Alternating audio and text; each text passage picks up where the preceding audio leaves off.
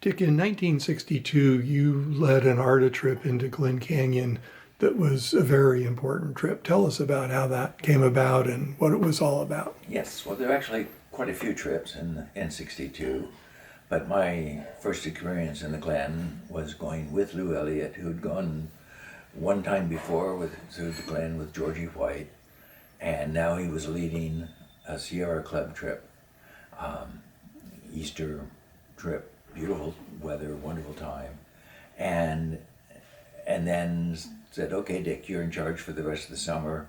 And so I led 2 Sierra Club trips in June. And on that first June trip, David Brower came. And he'd never seen the Glen Canyon. He had already argued that David was the head of the Sierra Club, the executive director of the Sierra Club at that point. David was the executive director of the Sierra Club. And in that role, he had argued 6 years earlier that, I guess 8 years earlier, that Echo Park Dam didn't need to be built. You could just build Glen Canyon Dam 35 feet taller, and they did. And then he came in 62 on the trip that now I was leading at the age of 18, not quite, 17 and a half. But so these were trips with 30, 35 people on them. We had 2 great big pontoon rafts with outboard motors. We were motoring down the canyon in order to spend as much time as possible in the side canyons. So there's very different river running from what you usually think of river running, but you were still waking up to the sound of riffles and just the sounds of the river and the sounds of the canyon. And David was very quiet on that trip. We also had a National Geographic photographer, Toppy Edwards, Walter Edwards, and David and Walter Edwards at the end of the trip asked if I could lead them on a longer special trip. So after that trip, I had a 8-day trip, another Sierra Club trip. And then in July, I led the trip with just David Brower and his family, Toppy Edwards and his wife, and then Philip Hyde, the photographer, and his wife also joined us. So this was a photography trip. And this was the trip when I really began to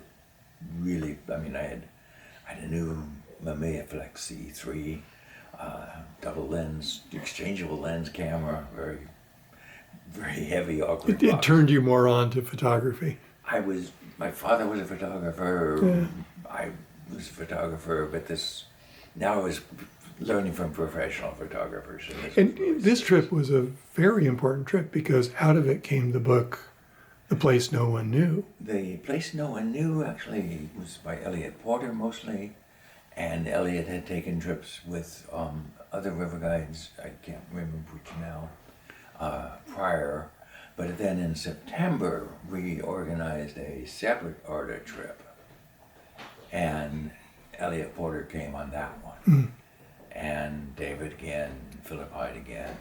And so photography just became extremely important in my life, seeing incredible photographers. And it was how conservation worked in those days that Right. people would see these tabletop large format books and just be awed by what was there. Yeah, the big tabletop books were a whole new thing in publishing and a whole new thing in conservation. And by 4 months after the September trip, the dam closed, the lake started filling. I was back in spring of 63, and already things were going underwater at the lower ends. And then I was back, now strangely, not voting for ARDA, but as the Sierra Club leader of Sierra Club trips run by Bus Hatch, but not Bus himself, but his sons. And it's then that I get up into the Escalante Canyon and meet shut off here and remember her name.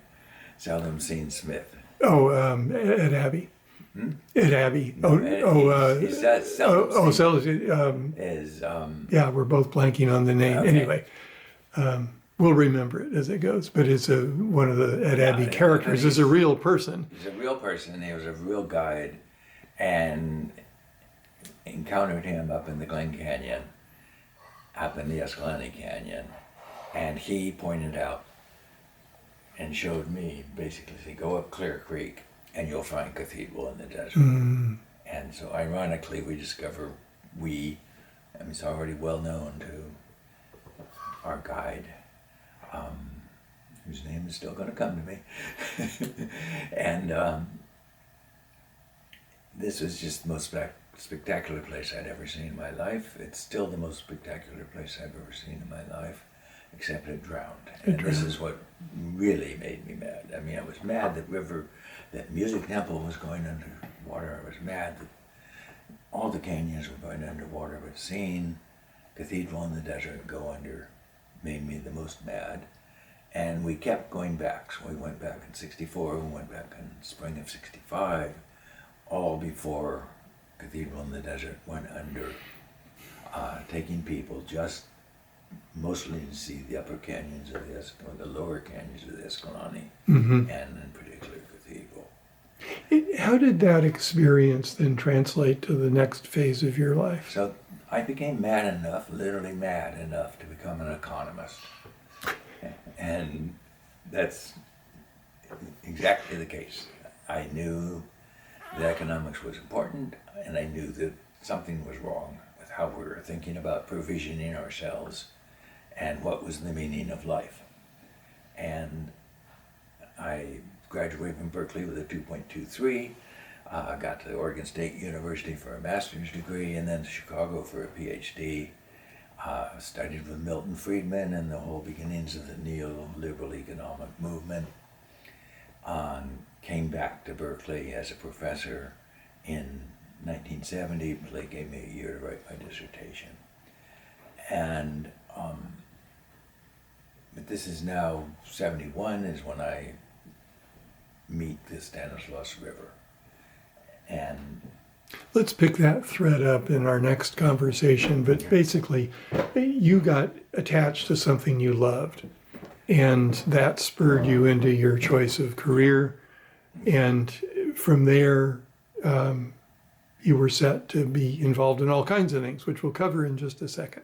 okay, but Nancy's trying to get through.